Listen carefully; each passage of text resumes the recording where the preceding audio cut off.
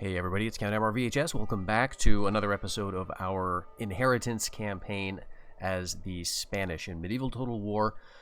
And sort of as a refresher here, let's go over our current family tree and the goals for this episode.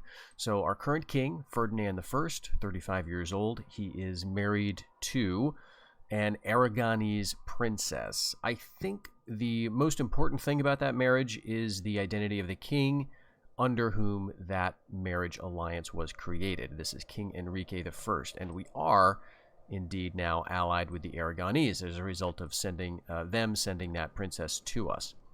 So Enrique I, 40 years old, he's got some time before he dies, and I believe, I'm working under this hypothesis, that the king under whom the marriage alliance is initiated is the crucial factor, and he must be the final king of the dynasty in order for us to inherit anything. Now, that means, or it looks like it means, that right now we could eliminate the king. He's got no heir.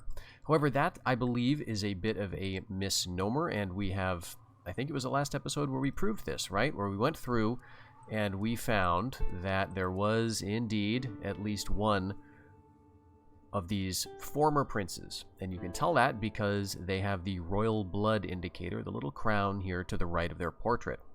So even though the game says there are no heirs here, if we were to kill Enrique I, this guy would take over. I'm pretty sure that's what we have proven. Now, it may be that there's only a chance of this happening, but I've had it happen enough times where the game tells me there's no heir and I assassinate the king, and then there's still an heir somehow.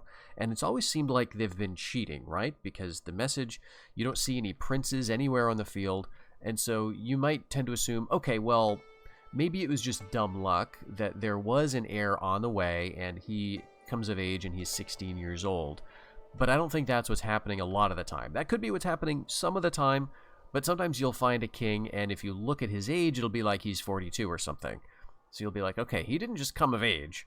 So what's the deal? And I think it's that the royal blood guys have a chance, maybe it's 100% chance, of taking over when there's no one directly in the line. Now, I think the reason this is so kind of confusing is that it doesn't happen for you, the player. You don't get this chance. So, for example, we've got a guy of royal blood here, Don Garc Velasquez. Now, he is the current king's uncle, the uncle of our King Ferdinand here. And he was in line for the throne until Ferdinand took over. Now that his nephew has taken over the throne, Don Garc is no longer considered to be a prince, and he is still alive, however. So he does have this royal blood indicator. The game is also tracking his age. Now, the game tracks the age of your princes, right? Like, it clearly does that. You can see that our Prince Pedro here is 27. He is the younger brother of our King Ferdinand. And so we know how old he is, but once he stops being a prince, like when his nephew, Enrique, who is not yet come of age, is still only 2 years old, when Enrique comes of age and becomes the heir apparent, I believe what's going to happen is, well, actually, Pedro may still stay on as a prince, but when Ferdinand dies, I think that's when Pedro will no longer be considered a prince, and his age will stop displaying, just like it has stopped for Don Garc Velasquez. But the game does actually track each of these individual characters. That's why sometimes you'll get a message about a general dying of natural causes, and you're like, okay, who cares? He's just some general. And it's even more of a who cares situation, because the successor to that general will have exactly the same stats as the one who died of old age. So this guy, this is El Cid, essentially. This is exactly the same, the same number of stars, the same trait, the expert attacker trait. I think he had no principles, probably because we bribed him, right? We bribed El Cid in the first episode or so. But it's no longer El Cid. It's got a different name. There's no way for us to tell this guy's age, but every so often we'll get a message that this guy has died of old age and someone else kind of took over. The person who takes over, different name, different age tracker, but the same exact traits, same vices and virtues. So anyway, I think that's going on in the background here. And what that means is if we want to inherit any of this Aragonese land, which is just the one province of Aragon, this is all they have currently, but if we want to inherit this from them, we need to make sure that this guy dies without any heirs, and that means we need to eliminate this character. The problem with that, of course, is that he is at the bottom of the stack, and if I queue up an assassination, it's only going to target the guy who's leading the stack, who's always going to be the king. This is, I think, why inheritance has been so elusive for especially like those of you like me who may have tried this, because you realize, okay, I'll just assassinate the family. Well, you can't assassinate the family in the way it needs to happen, I think, if the king is at the top of the stack, because once we kill this king, the marriage/inheritance deal, I believe, is considered off. That's my working hypothesis anyway. I could be wrong about this, but I'd like to try to prove it. And so the way we need to prove it is by getting rid of this guy, then assassinating King Enrique before he dies of old age and leaves his kingdom to this guy, right? Or another heir coming up. So we want to do this kind of quickly. Now, there's not anything we can do about this, is the sad thing, right? There's literally nothing we can do about this because, well, he's stuck here, right? We can't access this character with any agents as long as the king is leading the stack. If the king moves away, or sometimes the AI will separate their units from one stack into two, and if that occurs, then he may be in a different stack from the king. And if that's the case, then we'll try to kill him with inquisitors, with assassins, with whatever we've got handy. The other option is that he dies of old age. And that's actually, I think, fairly likely because he is probably an uncle of this king, right? He's got royal blood, but he's no longer a prince, so he's not a brother. So I think he's got to be an uncle. That means he's probably older by, at least a few years. So you would think that he would die of age before Enrique does. If he does, the new general will no longer have this royal blood trait. And then we can kill Enrique as long as no other heir has matured. So this is just a luck thing. If my hypothesis is correct, then we need to kill this guy first, as well as any other actual princes. Then we can do nothing to alter the outcome here. One thing that we might get lucky on is if this Aragonese army attacks the English, as they have been doing. They are at war with the English. So if they attack them, that may separate their stacks if they can actually, conquer Aquitaine and hold it for at least a turn. And that may, again, get this guy off on his own, so we can try to deal with him. The problem, though, is he's a 1-star general, and he's the guy we need to kill. So if any of these other 2-star generals, or this 4-star general, are in the same stack as him, they're going to be the leaders of the stack. So we'll have to kill these guys. So we've got potentially one, even if the king moves to a separate stack, we've got 1, 2, 3, 4 generals we need to eliminate before we can even get to this guy. So odds of us getting Aragon are, maybe kind of low. So what I'm ordering right now with some of my inquisitors is to try this Lord Wulfstan, because we can start shifting our attentions to England now. I think England is pretty vulnerable. They are at war with just Aragon, so they're actually allied with the French, which is great news for us in terms of inheriting, because we don't want the English to get, swamped by the French, and there to be no lands left. I believe that this, so Scotland, Wales, I don't think Ireland has anything, but, I should, if I've got a spare ship, that's what I should do next. It'll be a waste of a ship, but we'll get it up there. Okay, we do have a spare ship, right? We can do this. We can do this right now. So you go here, here, here, and we'll take you out of the English Channel, just up to the Irish Sea, just for the moment. And then next turn, we can get a ship up to Denmark, to Skagerrak, and then there are 2 ports here now in the Baltic Sea, so we can, eventually bring another boat up here, and maybe it'll be worth it. We'll see if there's any English presence here, but I don't think there's any heirs in Wales. I know there's no heirs in Scotland. When we do, again, we have to check for royal blood. They're the current king of the English. This is what makes them a good target. He's not super strong in terms of command. He's 32, which means he's young. He's unmarried, which means he's not making any heirs currently. Now, there could be heirs still waiting to come of age who were like his father's kids, I guess. I think that's a little doubtful considering he's 32. But what else do we have for heirs? There's none in this stack, right? So there's no heirs in Anjou.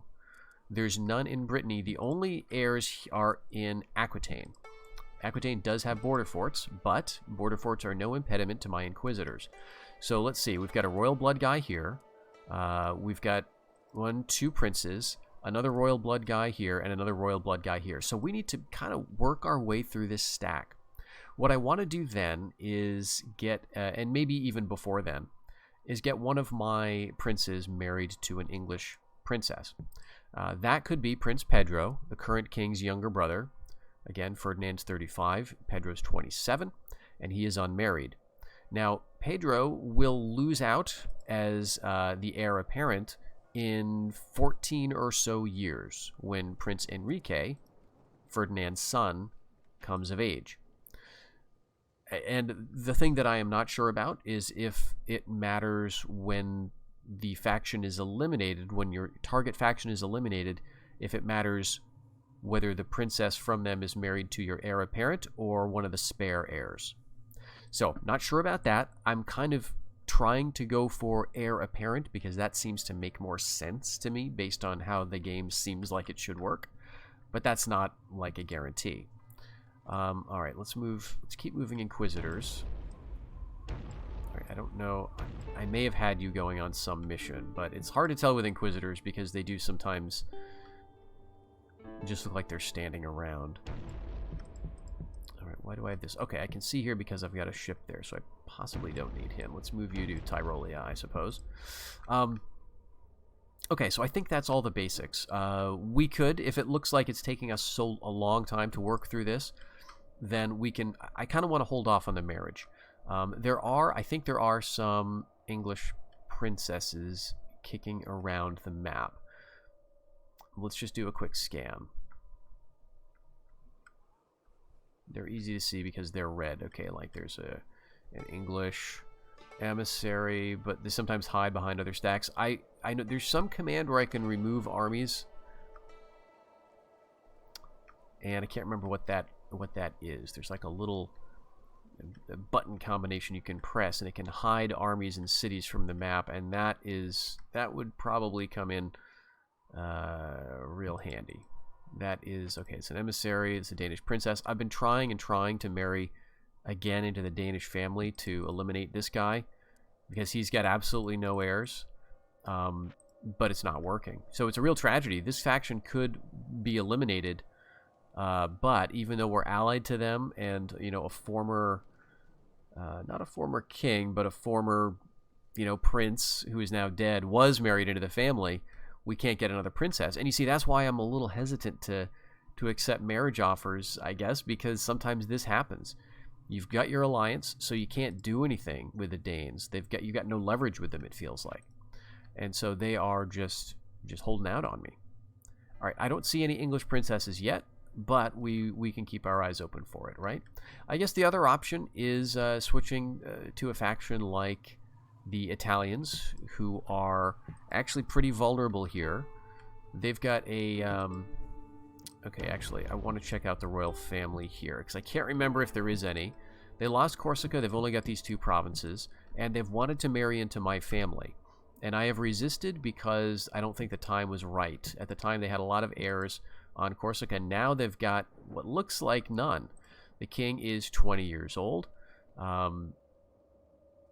And he's not married, and there's no guys of royal blood here. The only question is, are there royal blood candidates in Tuscany?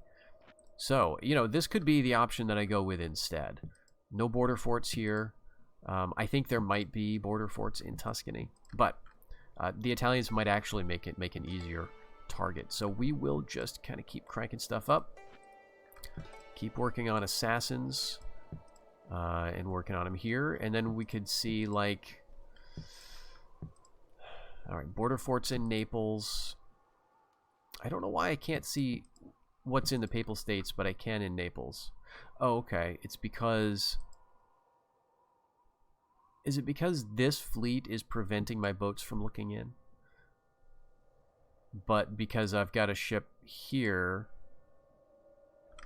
which is off the coast of Naples, I can see Naples, but not off the Papal States because this ship blocks my visibility. It's so weird how this works. But yeah, I guess that's it. The only papal ship, like, in the way, so to speak, is down here, even though you'd think that this guy would be able to report on everything he sees. But this kind of makes sense. There's no Hungarian fleets. There's no Turkish fleets in my way, so I can see into all these places. There are Egyptian fleets in my way, like here. So, therefore, I can't see any of this detail. Okay, let's just check the money. Our money's doing great. Once we got those trade resources or those trade networks going, things are really good. So, wow, mercenary order foot soldiers. So some crusade just got wiped out. I think it was the French crusade. They were headed towards like Antioch or something, but I don't think they made it. I mean, I guess they could be in Armenia or in Bulgaria, but I don't think they are. I think, yeah, the Egyptians, sadly, are going to come in and wipe out the Turks. I don't like that. It's a real shame. I like seeing the Turks get big. I want to see a big Turkish menace grow in the late period. Maybe, though, we've got about 30 years, I think, before the Mongols emerge. Now, the Mongols are probably going to be worse for the Turks than they are for the Egyptians, but, you know, maybe they will lead to a resurgence here. But okay, so I don't think I want to purchase any mercenaries, even though the Morabitin infantry are some of the coolest looking guys ever. Just love that. Just like a spear javelin unit. It's awesome. We could also, you know, 74. I mean, for the amount of money we're making right now, we could just get them. I like Trebizond archers, at least in theory, but 104. Then we could get some Vikings. Yeah, you know what? Let's do that. I don't think I want the Turkoman horse. We'll consider the Vikings to be a gift from our Danish allies. You know, they're not giving us anything else. And I guess we should probably build something. Every place else is building. So for Castile, we just got to the point where we could train our Spanish Jeannettes.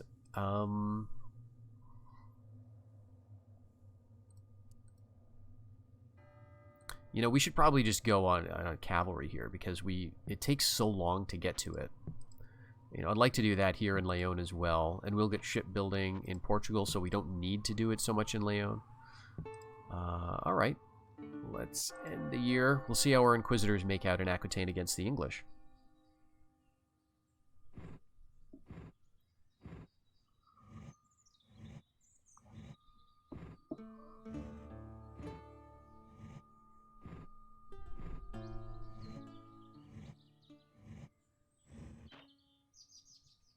All right, go free, go free. All right, the Turks have not given up. I hope they can make it back. All right, the Italians trying to take Milan but failing, and unrest in Cyprus. All right, good for the rebels there, I guess. Yes, position in Castile. I guess, you know, I just want to make sure that Leon's zeal stays high. 73 is ridiculous. Isn't that really high for zeal? Super low down here.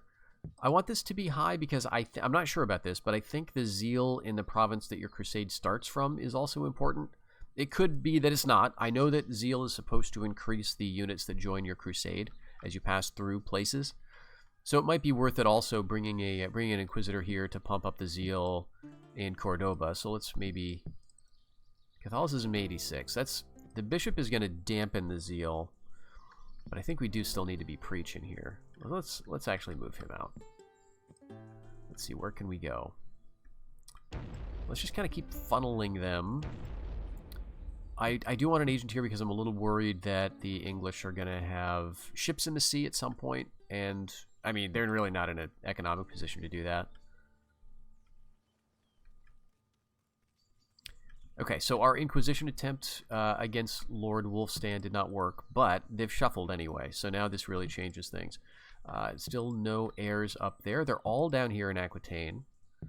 And this, let's see if this has changed. All right, he is still royal blood. Still no heirs, but he is royal blood. But I need to keep an eye on that. As soon as this guy dies, we kill the king fast and hope that no sons are waiting to mature. They almost certainly are, though. All right, and you can see we've done nothing with Ferdinand. Like, he just became king. We haven't conquered any land, but his influence is growing, which I love, because Glorious Achievements mode in the game really, really, they're kind of looking out for you. They know that you're going to build tall, you're going to turtle, and that's what this mode is made for. And so we can do the thing that's amazing about this. Like, let's just take a second to appreciate just the fun of this game. I have not fought a battle in like 100 years, it feels like, right? My last battle was in Portugal. I think I auto-calced the assault on the fort here when we took it from the rebels, because we eliminated the Almohads here. We did fight a battle in Cordoba, a crusade there, and we sent another crusade to Portugal, and I think we fought that battle too in person. That's it. We bribed both of these, or no, we did do a battle in Navarre, and we bribed Valencia. So we've had 3 actual battles that we played out in this campaign, and like auto-resolved a fort. It's so fun, and like this is expert difficulty. Now, I know some people might say, well, that's boring. Nothing is happening. Yeah, but there is a lot to explore in this game. There's a lot to enjoy because you're watching the other factions grow and shrink, right? They're having wars. Factions are re-emerging. Civil wars are happening.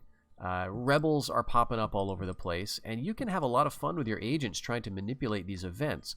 It's not as effective as it is with some of the later games in terms of being able to, like, I don't know, like directly influence things with some of the agents. Like, you can really hamper armies and destroy specific buildings. And, you know, it's hard to get rebellions with your spies. I wish it was a little easier to do that. But, you know, you can do some really cool stuff on the campaign map. And I like that it's not so battle-focused, that you can sort of sit back and if you want to just be chill, you can have a kind of a quiet campaign. And so it's one of my favorite things to do. All right. So looking at the scenario here, royal blood, and 2 princes. Again, okay, King Henry I is now married. I don't think he was last turn. And there's no princesses anyway. So maybe, you know, maybe this is not the right place to go. What do we have here? No royal blood here. And none here, and no princesses. No princes rather. We've got to move. Damn. Okay, we got to go for it. All right. So we're gonna try to have her marry Princess Angela. She's 20 years old. Marry Prince Pedro.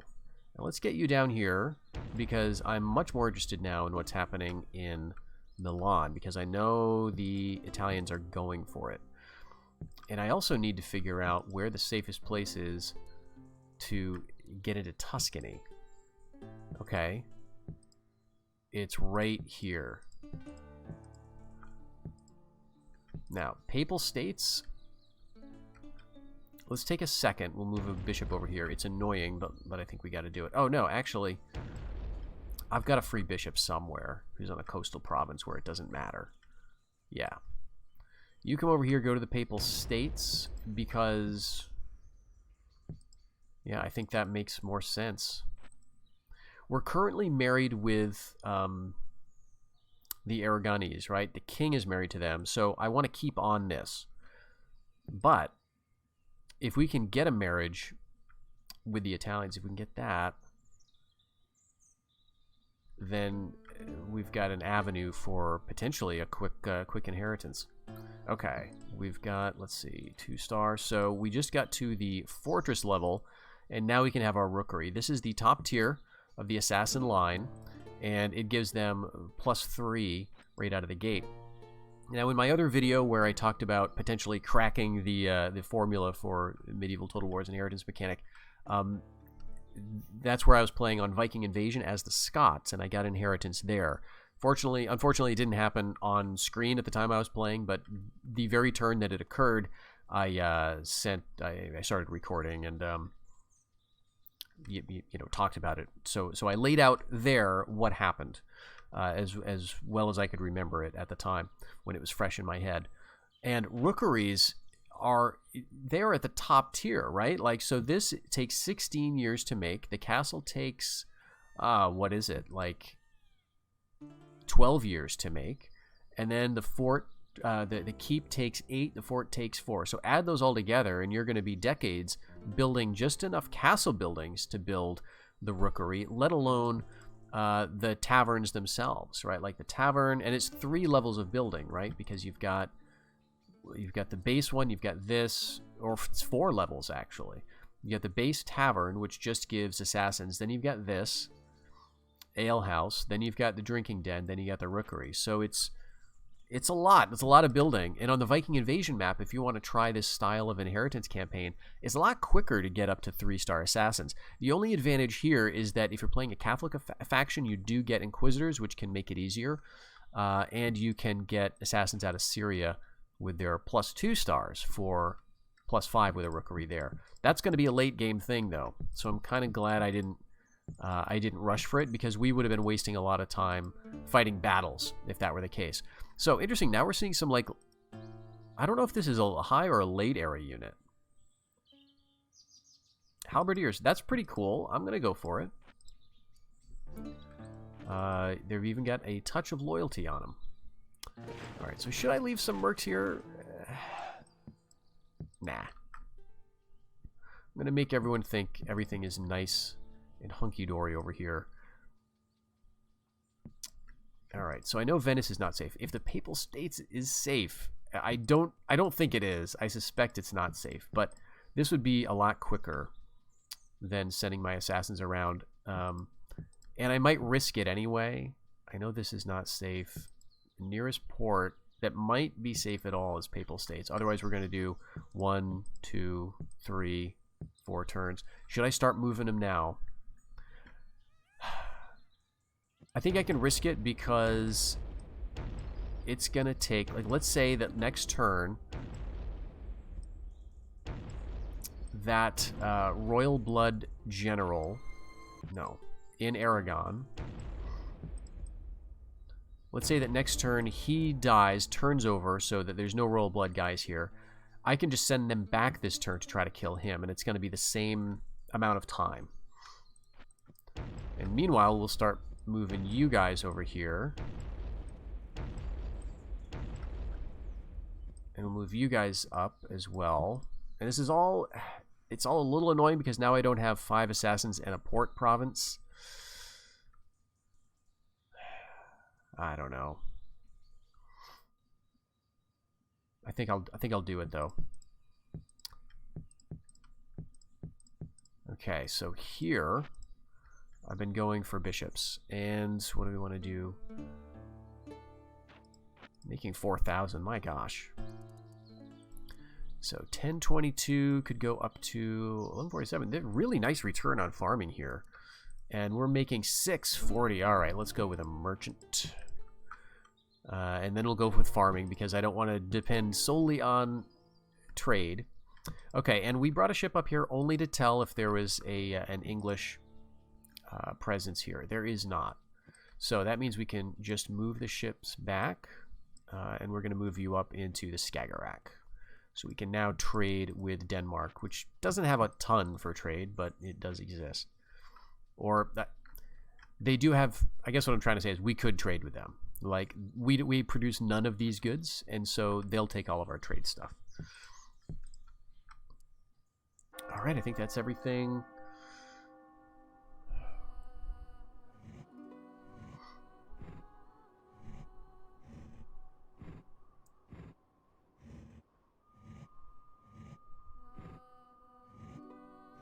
Okay, the Italians are spreading out. Good for them, I think. Alright, so again, this is the message I was talking about. A general dies of old age. This is some former prince, I think, because you don't get this message for every single general, right? So I'm wondering now if this is only a message for former princes, right? Because otherwise, how does the game differentiate? You would be getting a message like this every turn if it was just any old general, right? Okay, Doctrine of Poverty, fine. We're not going to ally with the Egyptians. Okay, so we didn't hear back about that marriage offer yet. Let's see about the Papal States. It's got a border fort. Okay, and there is another princess here. She's 27. Where is my emissary? Naples, and he's going up to Venice. She's moved. That's annoying. She knows she's being targeted. Alright, so this is why we've got a backup emissary. I'm going to put him right in Venice, and then next turn we'll go next door to ask Letizia. Again, I just want to check these guys. No royal blood. No royal blood. Alright, keep moving on. They failed to take Provence, or wherever it was they were moving. Actually, before we do this, let's check. Okay, he's still got royal blood. So I think we move towards the Italians. We hope we get a marriage. And this could all come apart if they don't agree to marry my my prince. Okay, we also have an opportunity here, so we have to be careful and keep an eye out on these things, because we could be missing a chance with the English, because now their king has moved away. And let's see, there's no heirs in Anjou, but this stack is looking very vulnerable again, so we can try again with Lord Wolfstan. So let's go. 0%. Oh, he's super pious. Oh, he got a bad... Oh, yeah. Believer, devout. Yep, he got some extra piety. Okay, so now question is, do we want to send our assassins after him?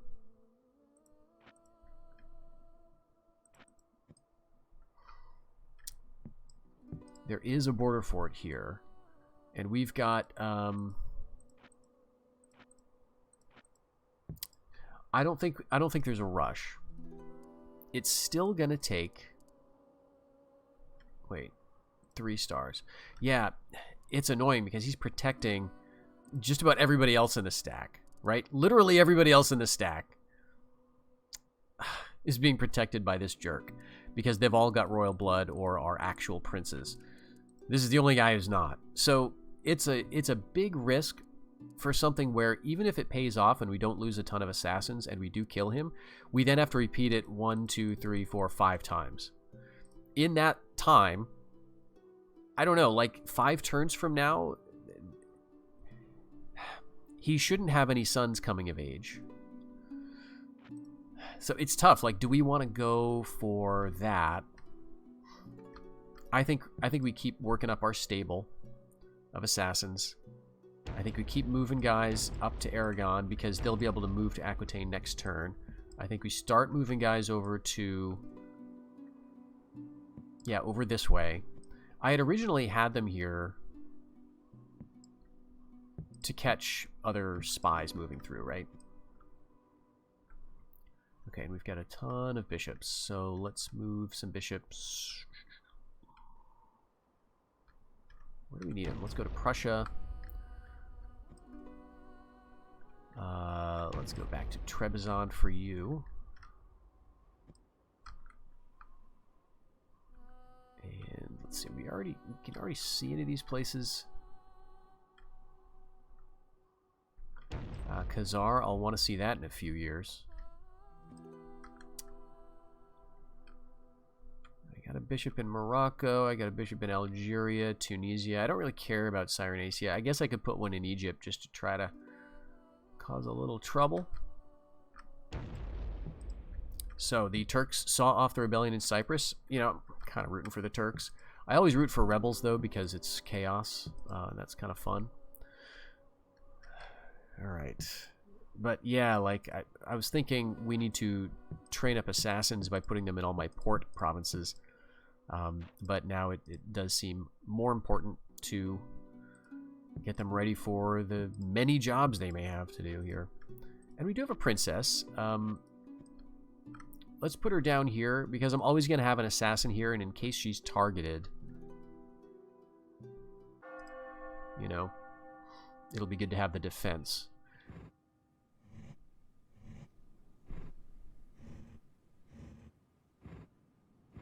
And, you know, the other thing about the English is we still don't have an English princess on the map, at least as far as I can see, and we don't have the marriage with them. So, even if we kill those 6 generals, we might not have the right situation. Okay, he sent an emissary for an alliance, but definitely not. You know, if it was a princess, maybe. What are we looking at now? He's still got royal blood. He's 43.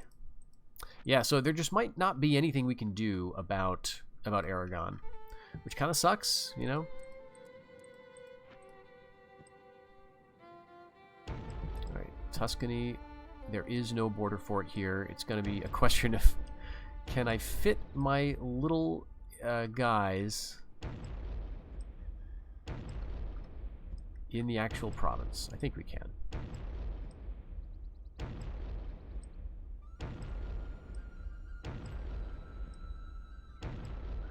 All right, and then we just move over here and we just double check. No heirs, and he's still unmarried. So unless he's got like a little brother who's just about to come of age, we should have this. Next turn, we'll queue it up. Well, if we get the marriage... All right, he's in Venice, but she's... where is she? She's in Milan now. Okay, she's not moving. And who are we asking? Angela. There's 22. Okay, so that's good. She's not moving anymore. And she's 15, so I mean,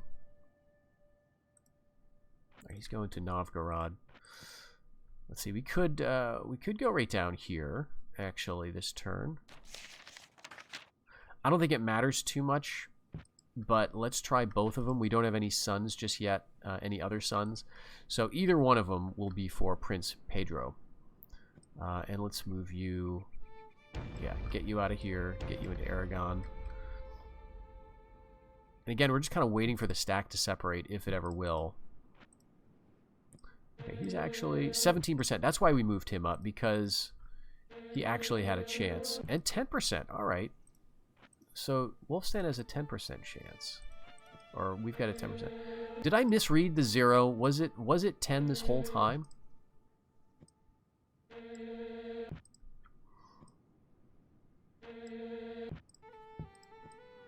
That's an assassin. All right. I may have just misread the 0 as a 0 instead of a 10. Okay, so we can take him out. That would be great. We've got a couple of marriage requests for Italy, and we're keeping an eye on Aragon. And I don't think I have any ships to move, but let's just double check that. Let's check our sea lanes here. All right, so green is what I own. Yellow is like what I don't have ships in. It's like neighboring sea regions where there are ships that are not me, but they're also not enemies, I guess. It's kind of a weird designation. But let's see, we still got assassins coming. Good, keep it up. Keep it up. Even though this is just 1 stars.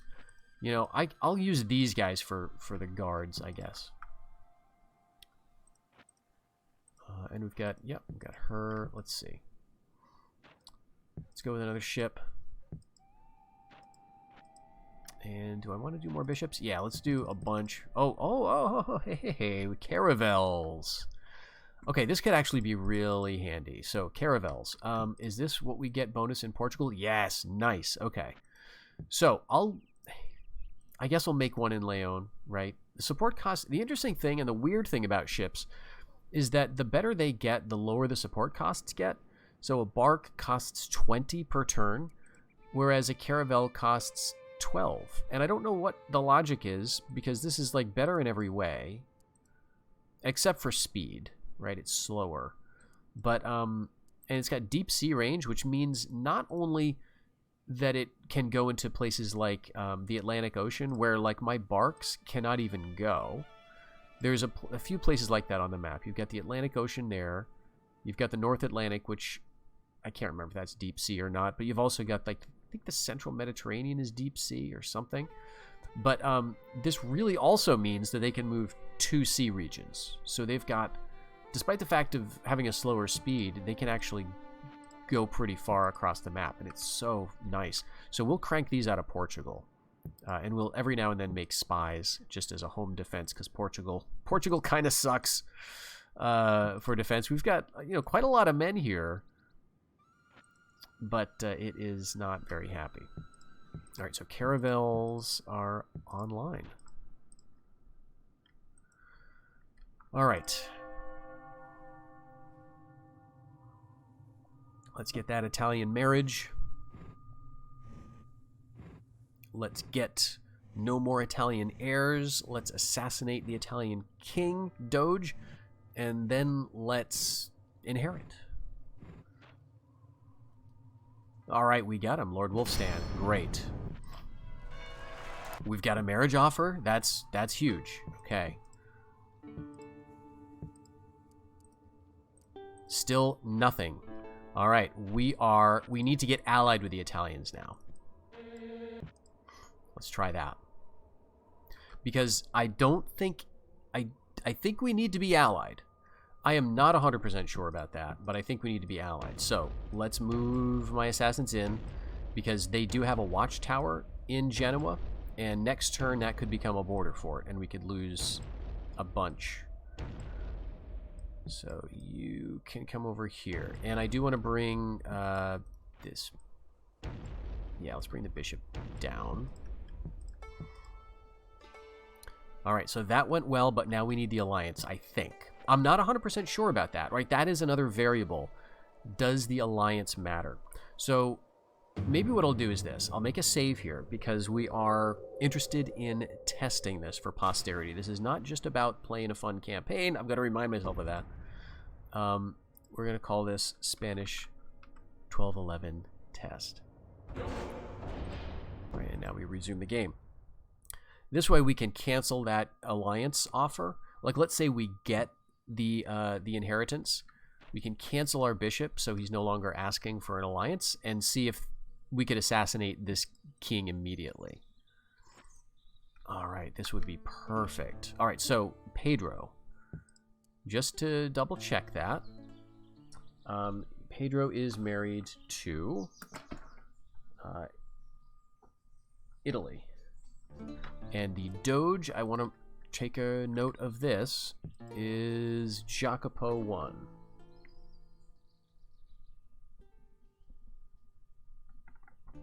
All right, so with that information entered, we also, just in case that doesn't work out, we want to look at this this aspect.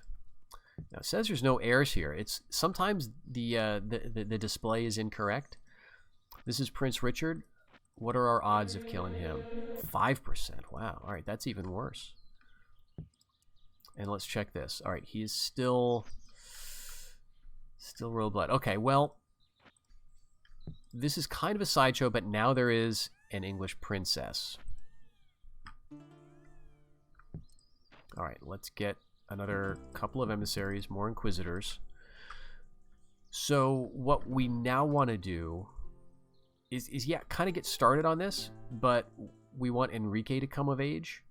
But this is kind of perfect. So Pedro is the heir apparent, and he's married to the Italian princess. If next turn we get an alliance, the turn after that, kill him, no other heirs come of age or anything, then that could work, right? But if that doesn't work out, then Enrique in 10 years will come of age, and she's 15, so he could be marrying a 25-year-old Princess Mary, assuming she's still around. But that's good to see that they've got some daughters on the map. I just don't know at this point if it's worth risking my assassins on Prince Richard. But you know what? We've got him. We can start, I think, moving these guys over to Aragon. All of these guys. And yeah, you guys too can go up to Valencia for Aragon. In one turn, we'll have 3-star assassins. And so let's see, what would this be for a...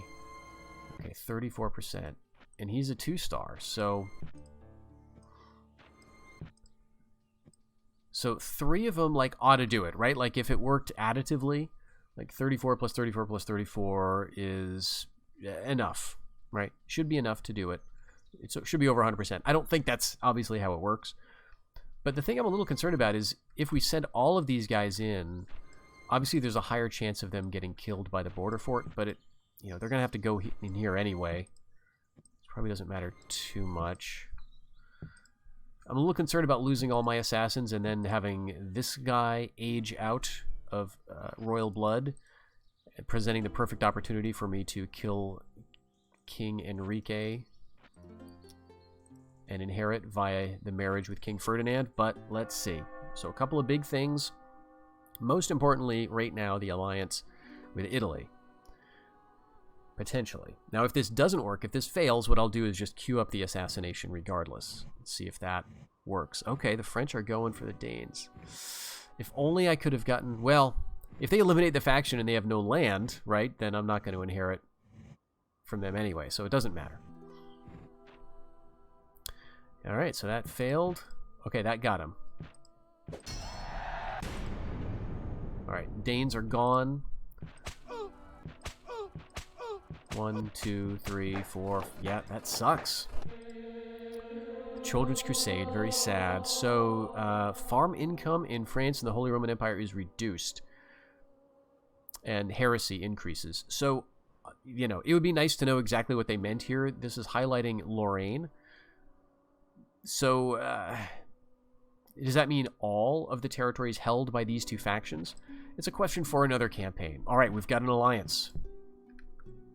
All right. 25 years old. No royal blood here. No royal blood here. All right, we've got a lot of 1-star assassins. All right, we do have some 2-stars. Let's send in the 2 stars first. 3-star, that's 24.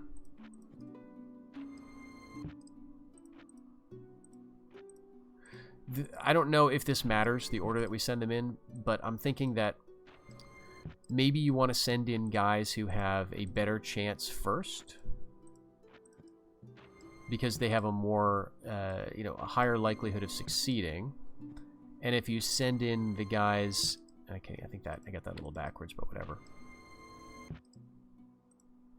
Oh no, it's true. It's just all of them, 14%. All right.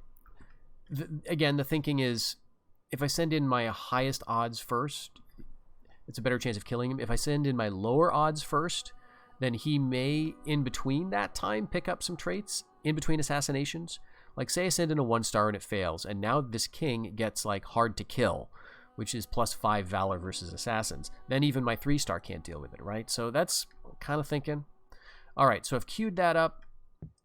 I don't think I need to make a separate save here. Oh, this is a really cool unit. So these guys can dismount before battle. I think that means they can dismount in any battle. And they dismount to feudal foot knights. So it's a ridiculous upkeep as a mercenary unit, but 180. But it's a really cool unit, and I gotta take care of basics here because I cannot have these guys causing a civil war on me.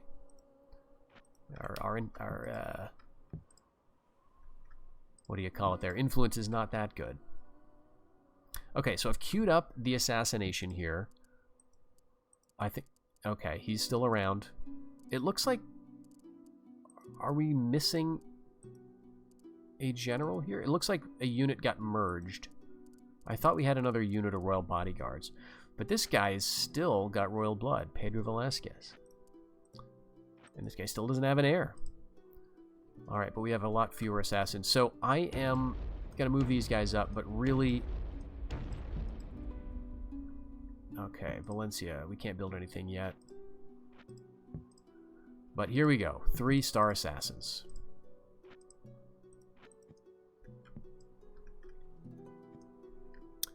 Okay, they got a port here now. Prince Edward. So let's see. Oh, we've got 1 guy of royal blood, 2 guys of royal blood, and Prince Edward. All right, let's just see. We've only got a few assassins. What about inquisiting? That's 8%. 66 is very nice odds. 50 and 34. This is actually, I mean, even this guy with just 1 star, it's pretty decent. Let's send you up to 50. Okay, I'm going to keep everybody around here just because I'm very, not suspicious, but I'm got a feeling that this guy's gonna flip pretty soon. Get rid of his royal blood. And we've got like 9 years before my son comes of age. All right, so here, let's go for farming. And Portugal. Low taxes. I mean, so I've not been building border forts here, but that is because I want to train up my assassins and spies and things on enemy agents. If I go for this, we'll get caravels, but I think I want to do this and then that. We'll just queue them up so that I can start getting spies. All right, and now this ship has got 1 turn left. So let's get into the Baltic.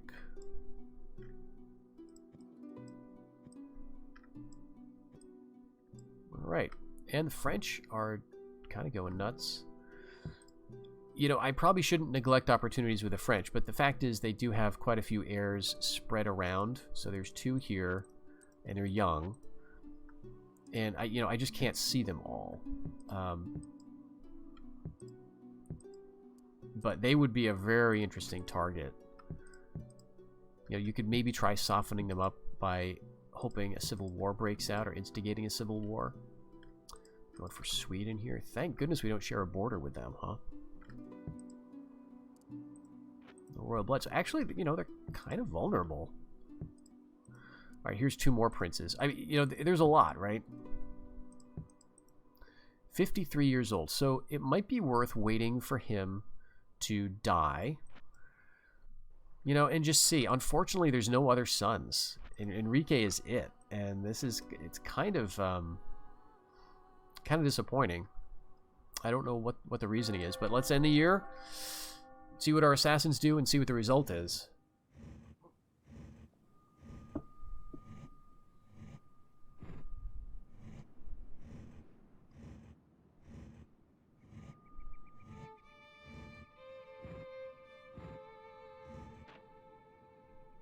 All right, so that English assassination worked. Okay, great. So we killed the king. And we didn't get anything. All right. Okay. So, what does that tell us? I think we did everything right.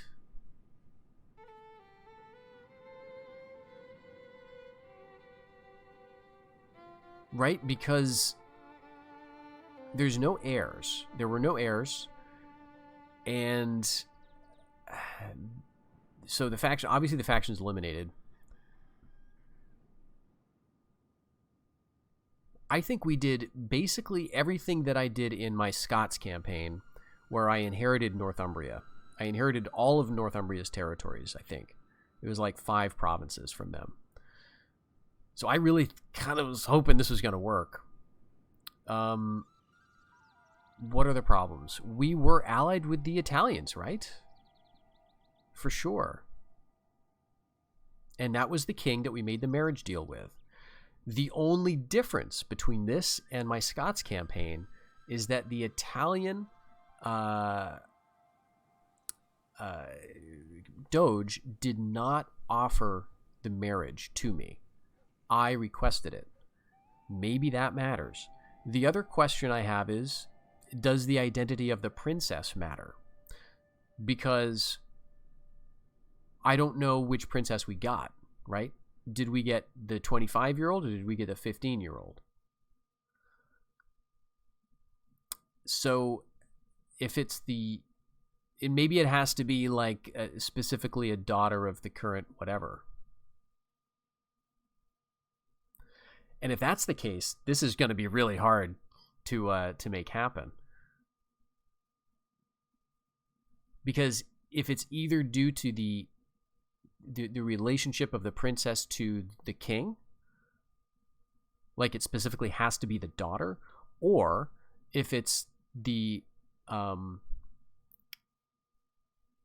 fact that the AI has to request the marriage, like you can't send an emissary out to ask for the princess's hand, then you can't control it, right? Like you can't say, oh, well, I'm going to go out and go princess hunting, and because the the conditions look right because there's not a lot of heirs. The current king isn't married, you know, that kind of stuff. So it could be either of those two things or both of those two things.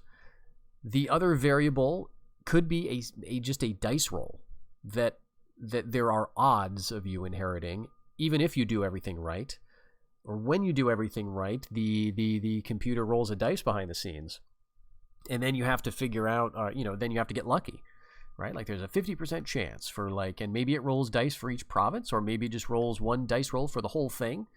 That's what it felt like when I inherited what I think is all of Northumbria's land holdings in my Scots campaign. But let's go to the map.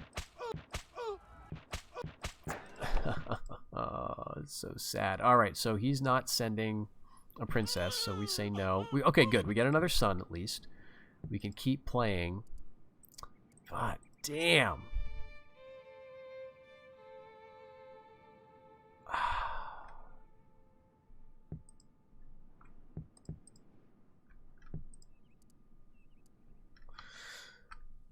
Oh, this is so sad. All right.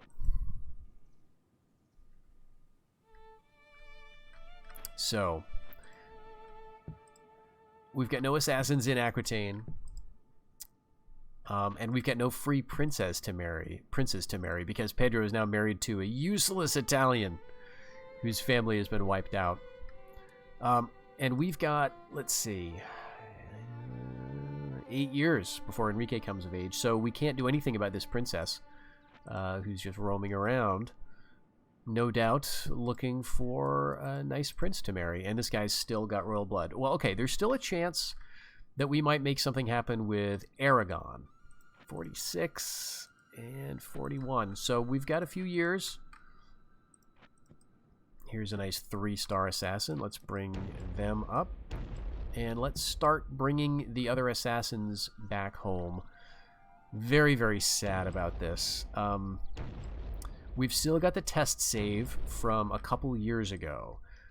But that was just to determine alliance. Right? Like, I guess what I could do is try this. I'm going to queue this up, and I'm just going to make a save. All right, so all our assassins are now getting out of there. I'm going to make a save here. We're going to come back to this timeline and continue playing.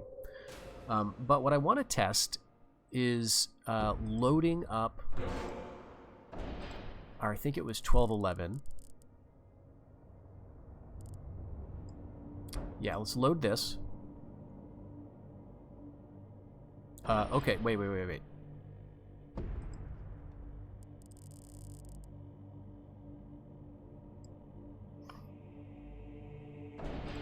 Alright, load game, right? Because we just saved 1213.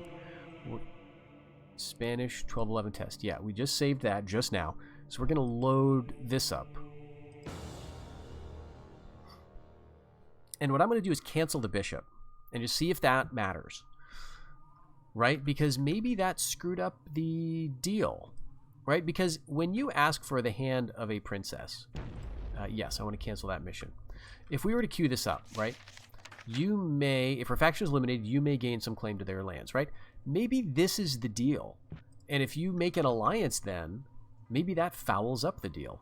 So here's what I'm going to do. All these guys are going to go back because we've got the marriage deal, right? In this timeline, Pedro is, again, married to the Italian princess. And I don't know who. Let's see. 23, 20. So I guess he is married to the young one. Right? Where's my other emissary? Oh my gosh, we get so many. Malta and Saxony? Did I send you up here?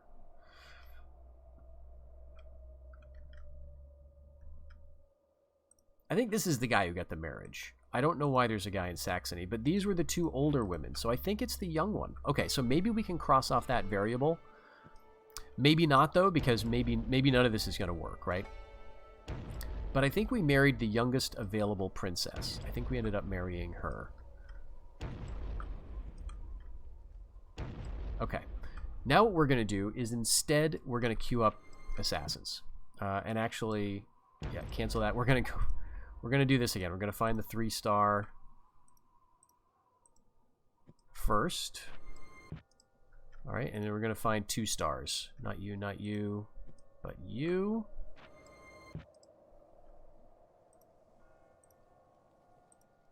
You. And you. All right, and then we're gonna go with everybody left.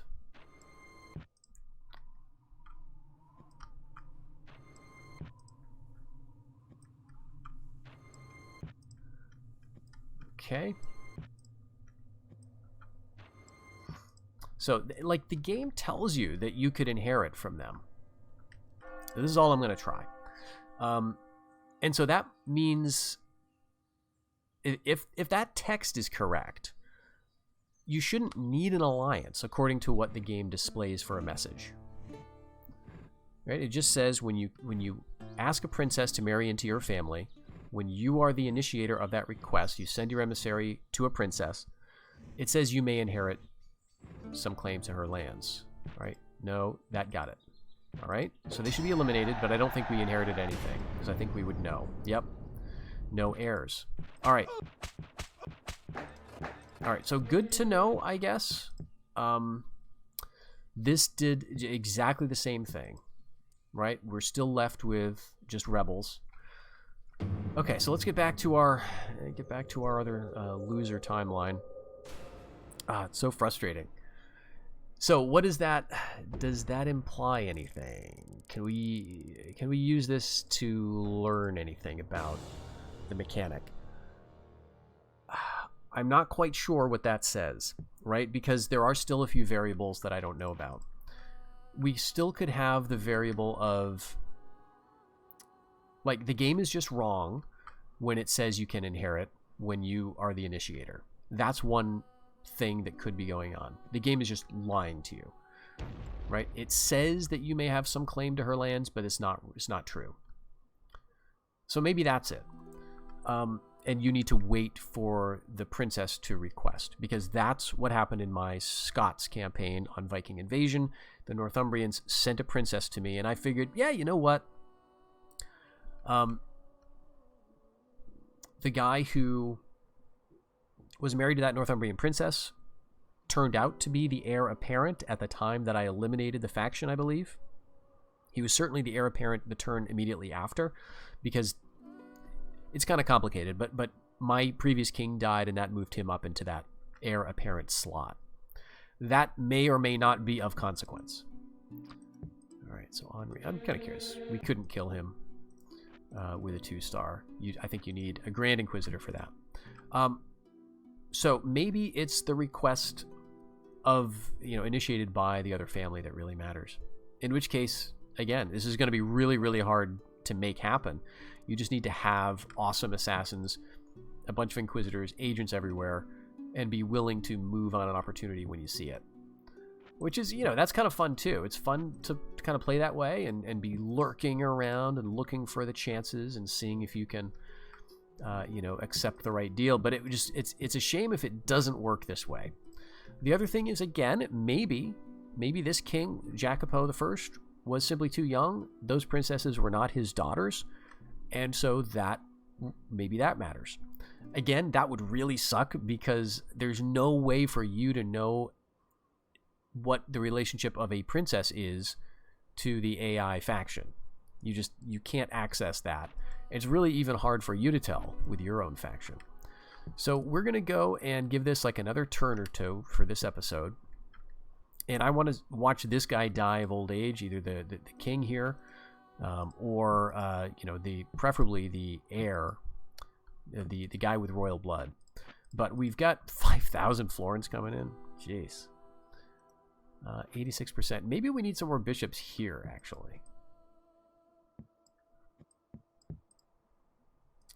So let's get a bunch of bishops in Cordoba just to clear it out completely. We got our caravel.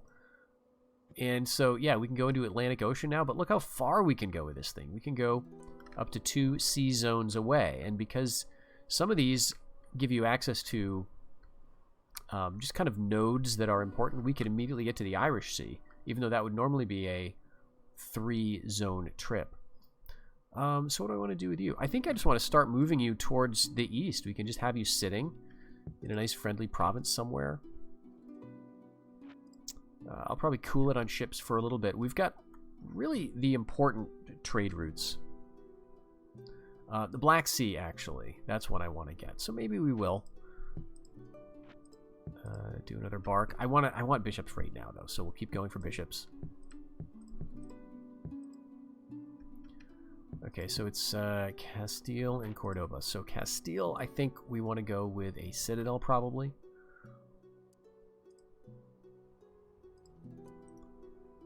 If we get this, we could get lancers.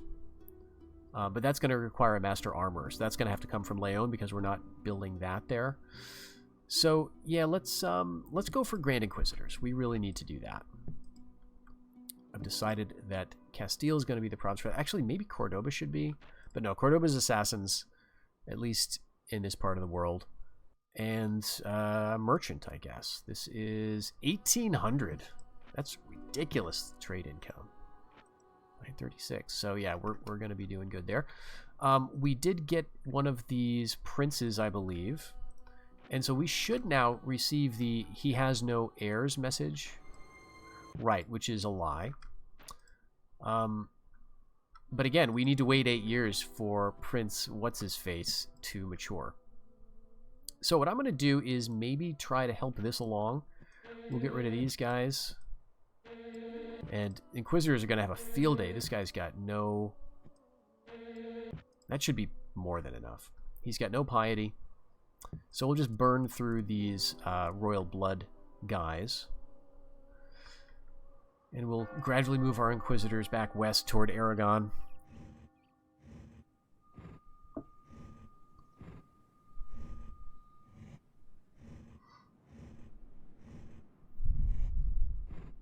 Oh, nice. The Turks are making a jihad. Alright, we got him first try. Alright, Citadel completed in, I think, Valencia. Let's keep moving our assassins back.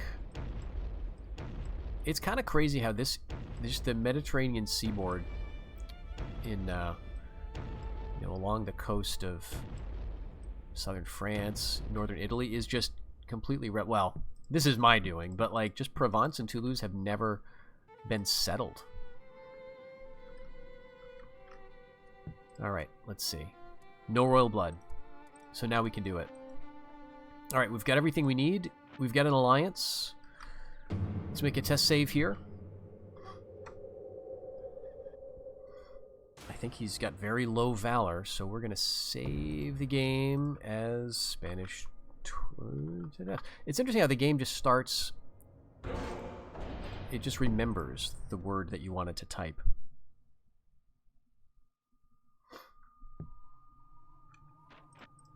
Alright, so send all the assassins at this guy. I don't think we have any 3 stars in this stack. We do have a bunch of 2 stars and a lot of 1 stars. Alright, so let's go here. Ooh, the odds are actually low. Do we have any 3 stars anywhere? Alright, we've got you. Is it worth waiting, though? Not really the only 3-star. Valencia. 1 in Genoa. We made a test save, so I'm going to try it. We're going to keep moving these guys over, and if this fails, I think this is important enough that I'm going to reload, even though, like, if you're playing a normal campaign, it's kind of cheesy to reload in these types of situations. But I would reload and probably wait until my better assassins got closer, and then try with them first. But I think that's all of the 2 stars. It's funny how there's not that much of a difference, actually. Because I think the 1-star guys were giving us... Okay, I think that was a little backwards, but whatever. The 1-star guys, yeah, the 2 stars are giving us 17%, and the 1 stars are giving us 14%, so it's not that big of a difference. All right, you're a 1-star, so let's throw you on the pile, too. One of you guys might get through. And you're a 3-star. Oh, geez. Okay, yeah. How did I miss you? All right, let's see. And if this fails, we'll reshuffle and redo it. All right, so Edmund Plantagenet.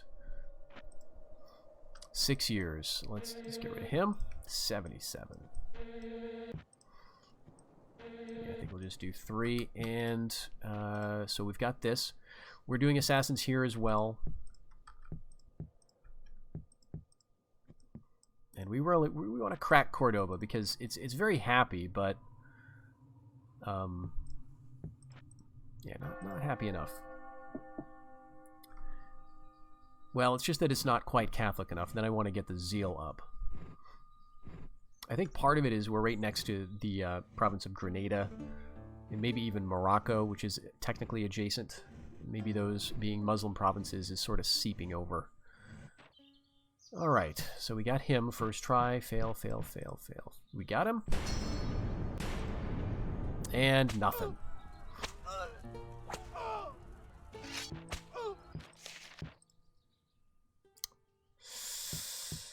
All right. Damn. So we're 0 for 2 here.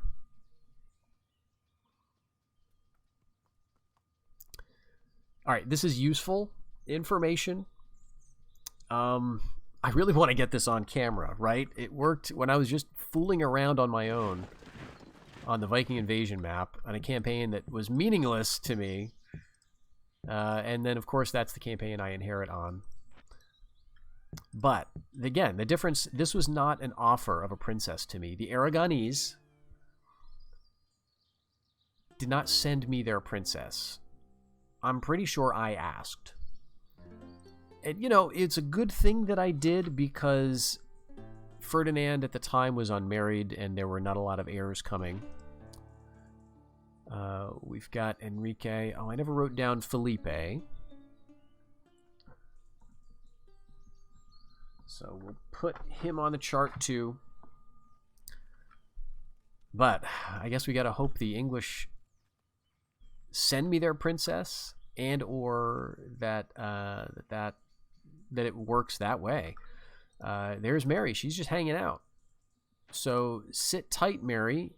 In about 6 years, I'll have a young prince that you can marry. Now, possibly, what I want to do is make like a good save before that happens and have an emissary, you know, protected by an assassin, preferably. Have an emissary that I can move over